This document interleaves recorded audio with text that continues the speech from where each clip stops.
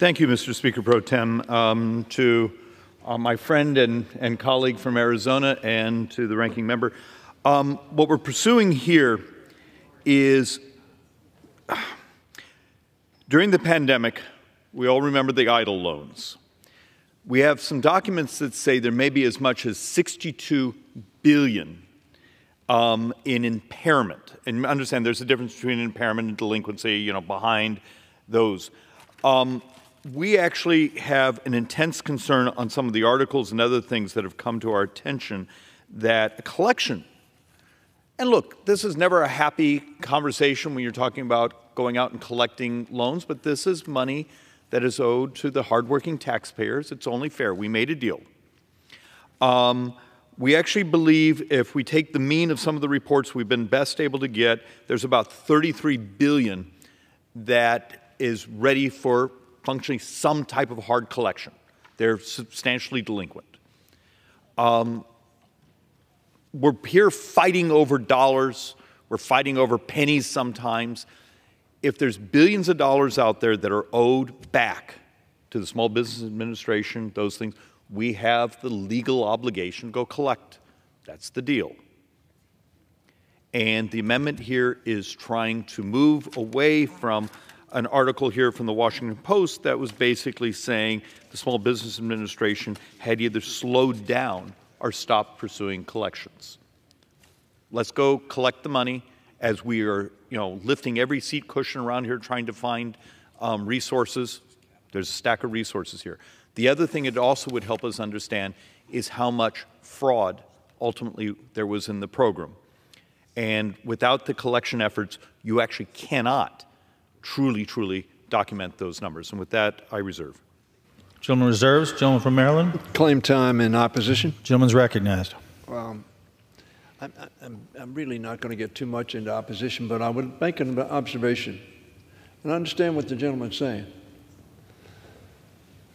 The IRS says there's $688 billion.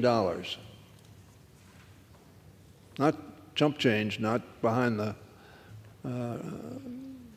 sofa cushion, $688 billion.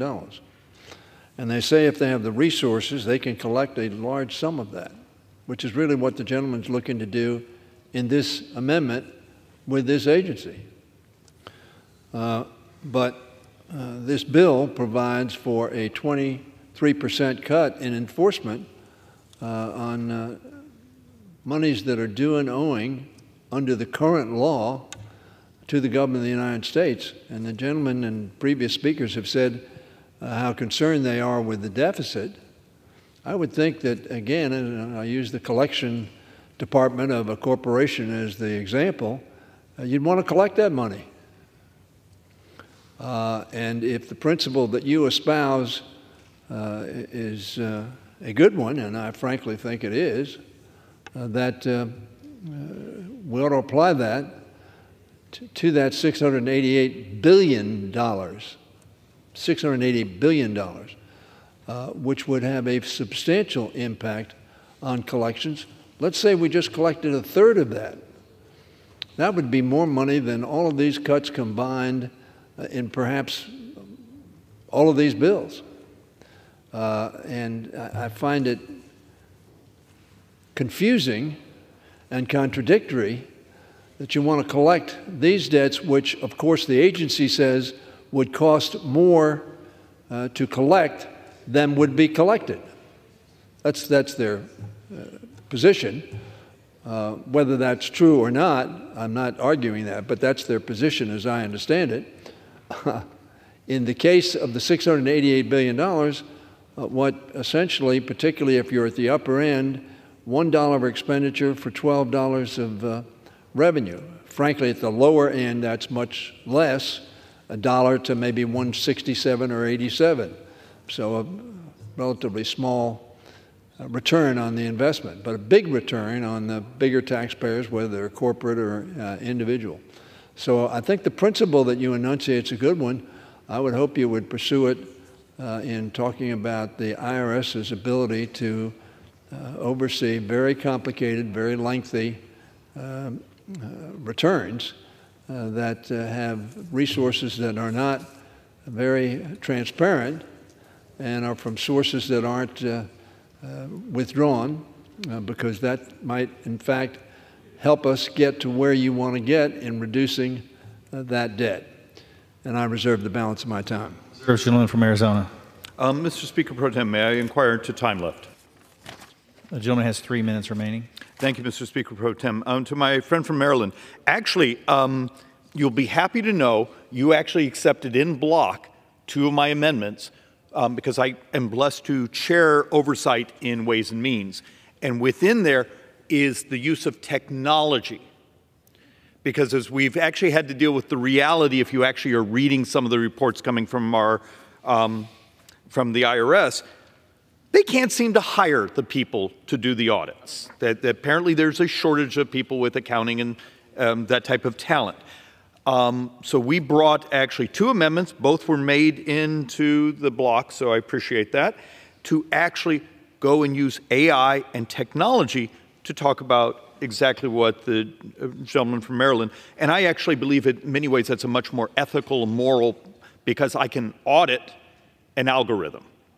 I can't audit someone's heart or their personal politics. And so we actually have demonstrations also on the customer service sides, the use of chat AI and those things. But that's the IRS. We're here talking the Small Business Administration. And I'm just trying to be intellectually consistent. We did our amendments there to pursue in a rational using of technology. But if it's true, there may be, according to this article, estimated $62 billion in past due pandemic loans. If it costs more than $62 billion for the Small Business Administration to go collect $62 billion, the world has come to an end. I mean, let's be intellectually consistent here. We have the legal obligation, this agency has the legal obligation to collect these loans. And my fear is there may have been so much fraud that there's almost this discomfort of peeling back the onion and saying 1/3 of the book, 20% of the book, what is it, is actually, will never be performing loans. Mr. Speaker Pro Tem, to my friend from Maryland, this is actually just moving some money around so the Small Business Administration does what they're actually supposed to be doing and what's actually already part of the law. We're just now actually moving some resources so it can be accomplished. And with that, I yield back, Mr. Speaker. Gentleman yields. Gentleman from Maryland. I yield. Gentleman yields.